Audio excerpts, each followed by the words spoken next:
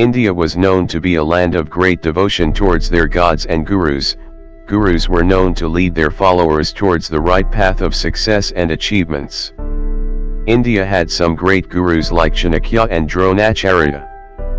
Present India is a bit confused in the selection of their gurus. Some Indians have chosen such gurus who are separatists, gangsters, molesters, criminals, and the list goes on. These gurus have nothing to do with the upliftment of their followers, they are just using them for their personal benefits or anti-national motives. Just for giving an idea of who these gurus are and whom the Indians blindly following. Let's start with Kashmir. While Hurriyat leader and separatists have been telling Kashmiris to not send their children to army-run schools and alleging that these institutions were weaning the next generation away from their religion and culture. The family members and children of many of these leaders have got the best education, settled abroad and eventually lead a luxurious life. For example, Naeem Gilani, son of Said Ali Gilani, is a medical practitioner in Rawalpindi, Pakistan. Ghulam Nabi Fall and Rabi Farooq, sister and cousin of Umar Farooq, live in London. These are only some of them.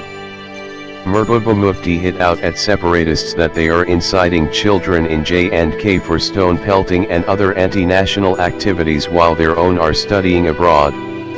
Not a single child of these leaders has been injured in the protest, while the Kashmiri youth's injuries are increasing day by day. This Kashmiri youth is so dumb, they are blindly following these people. They hate India, they protest against the defense forces. Even then, India is a country which have reserved special quotas in its universities for these mindless anti-nationals. Another big example is the famous JNU case. Jawaharlal Nehru University is one of India's best graduate schools.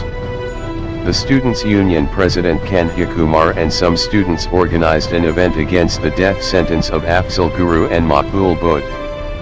The event went on into anti-national sloganeering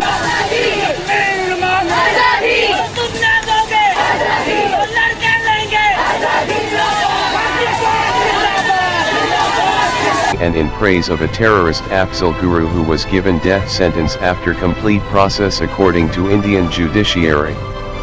Are Indian youth really so dumb, that only on the name of some freedom of speech they can bend in front of terrorists like Afzal Guru? They can make such people their leaders who are alleged with molestation charges. Kanhaiya Kumar have charges of molestation over him, and JNU students made him their young growing ravishing political leader. Some similar scenarios which occur recently are Gangster Anandpal case, Sant Rampal case, and most recent Babaram Rahim case. Loads to certain social and psychological effects. The biggest is the psychological manipulation of the potential future makers into some dirty politics, which ultimately results into destruction of peaceful living, more occasionally occurring riots and public unrest. Today's youth should only concentrate on making themselves future-worthy, not buzzworthy. Their parents should be their gurus, not some communist or separatist goon. When a lie is told again and again for a long time, it starts seeming to be true. 70 years is enough time to brainwash a complete generation. Right through independence, a lie is being told, shown, telecasted for decades.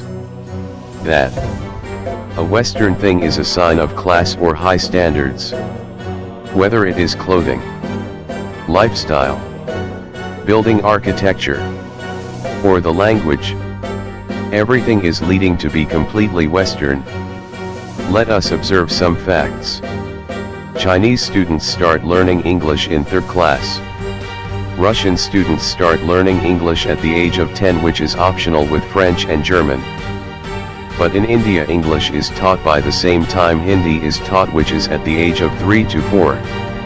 While developed countries like Russia and China give first priority to their own respective national languages, India makes English the most important criteria to get employed.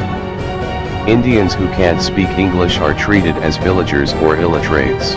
Oh, India is a rich country where live poor people. If India is a rich country, then how living here poor people? It is a burning question written by the Professor Kamte in the Sociology of India.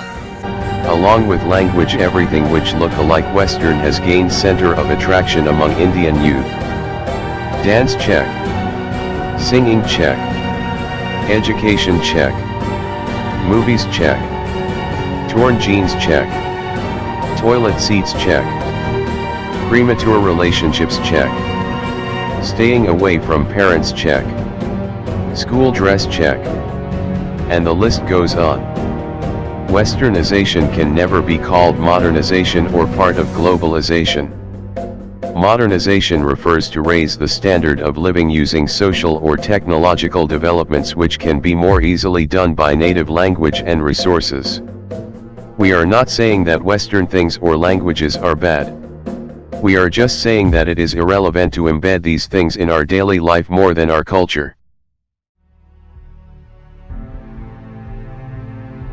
India is the biggest democracy of the world. India has supremacy of its constitution. The Indian constitution has provided its citizens with certain rights and duties. The problem today is that youth is not in the situation of understanding the basic concept related to rights and duties. At present we can hear the ongoing so-called struggles of some self-acclaimed social activists to bring about the freedom of speech, right of equality, right of freedom, etc., and all the lucrative terms, but no one is talking about their fundamental duties. People today are only demanding that their rights should be properly implemented. They even allege the government for suppressing their rights.